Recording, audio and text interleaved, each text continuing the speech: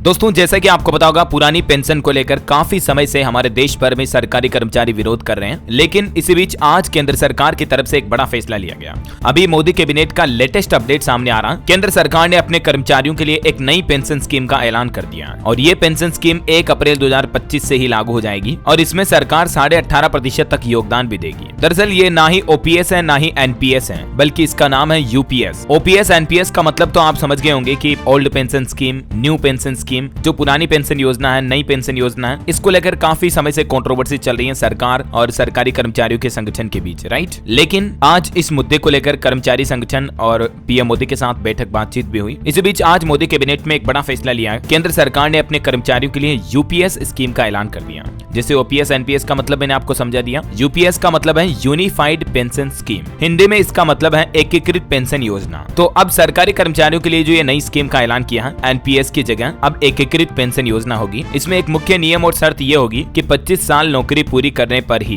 पूरी पेंशन मिलेगी। मोदी सरकार ने यूनिफाइड पेंशन स्कीम को मंजूरी दे दी है। आइए देखते हैं दोस्तों यूपीएस योजना को लेकर क्या क्या इसमें प्रावधान है, क्या क्या सरकार ने बदलाव किए हैं, एनपीएस ओपीएस से ये किस तरह से डिफरेंट है। आज केंद्रीय कैबिनेट की बैठक में 2 प्रमुख बड़े फैसले लिए गए। एक तो ये सरकारी कर्मचारियों के लिए एकीकृत पेंशन योजना और दूसरा बायो फर्टिलाइजर पर भी अहम फैसला हुआ। यहाँ पर हम बात करने वाले हैं पहले वाले फैसले की, सरकारी कर्मचारियों के लिए जो ये यूपीएस यानी एकीकृत पेंशन योजना शुरू की गई। तो जैसा कि सबसे पहले ध्यान देने वाली बात तो ये है कि अब नई पेंशन स्कीम जो थी ना एनपीएस, उसी की जगह अब ये सरकारी कर्मचारियों के लिए यूपीएस योजना लॉन्च की गई है। मतलब ये एनपीएस को रिप्लेस करेगी। पहले जैसे ओपीएस को रिप्लेस करते हुए एनपीएस लागू हुई थी, अब एनपीएस को भी सरकार ने रिप्लेस करके यूपीएस लागू कर दिया। ऐसा सिंपल। देश भर में सरकारी कर्मचारियों में पुरानी पेंशन स्कीम ओपीएस की जोर पकड़ती मांगों के बीच आज ये केंद्र सरकार की तरफ से बड़ा ऐलान किया है और केंद्रीय कैबिनेट की बैठक में इसको लेकर सहमति भी बन चुकी है। यहाँ तक कि देश भर में सभी राज्य सरकारों को भी ये यूपीएस यानी एकीकृत पेंशन योजना चुनने का विकल्प मिलेगा। यानी ये स्कीम सिर्फ केंद्र सरकार के कर्मचारियों के लिए ही नहीं होगी, बल्कि स्टेट गवर्नमेंट भी अगर चाहे तो अपने कर्मचारियों के लिए ये यूपीएस योजना को मंजूरी दे सकती है। ऐसा इसमें पेंशन एरियर पर सरकार तकरीबन 800 करोड़ रुपए खर्च करेगी। आइए अब समझते हैं एकीकृत पेंशन योजना से जुड़ी कुछ खास बातें। इसमें क्या क्या प्रावधान रखे गए हैं। पहला पॉइंट देखिए, पेंशन की सुनिश्चित राशि।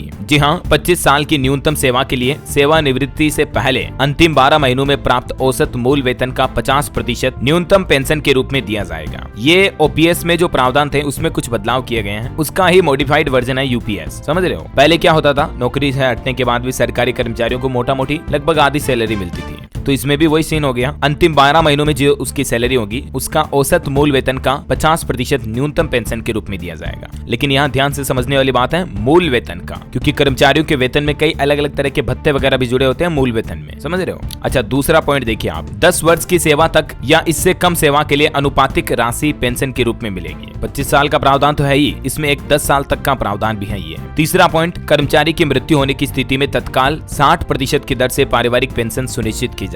तो ये एक परिवार की सुरक्षा के लिए सरकारी कर्मचारियों के लिए अच्छा फैसला लिया, ठीक है ना। अच्छा, एक और पॉइंट देखिए आप, 10 साल की सेवा के बाद सेवानिवृत्ति पर 10,000 रुपए प्रति माह की दर से सुनिश्चित न्यूनतम पेंशन राशि मिलेगी। इसके अलावा महंगाई दर जो डीए वगैरह होता है, महंगाई भत्ता वगैरह, उसके साथ ही इंडेक्सेशन की सुविधा भी मिलेगी। सुनिश्चित पेंशन, सुनिश्चित पारिवारिक पेंशन और सुनिश्चित न्यूनतम पेंशन पर महंगाई इंडेक्स AICPIW के साथ समायोजन की सुविधा भी मिलेगी। अगला पॉइंट है, सेवानिवृत्ति पर ग्रेच्युटी के अलावा एक मुफ्त भुगतान का लाभ भी मिलेगा। अच्छा, इसके अलावा भी यूपीएस में देखिए 6 महीने की सेवा के लिए वेतन प्लस डीए की 10% रकम का एक मुफ्त भुगतान होगा। यानी अगर किसी की 30 साल की सर्विस है तो उसे 6 महीने की सेवा के आधार पर एक मुफ्त भुगतान इमोल्यूमेंट होगा और इस भुगतान से सुनिश्चित पेंशन की मात्रा कम नहीं होगी। ऐसा। अब दोस्तों केंद्र सरकार का कहना है कि सरकार के इस फैसले से देश भर में 23 लाख से भी ज्यादा कर्मचारियों को फायदा होगा, क्योंकि एनपीएस का ही विकल्प होगा ये यूपीएस, जो पहले ओपीएस का विकल्प था एनपीएस। समझ गए हो।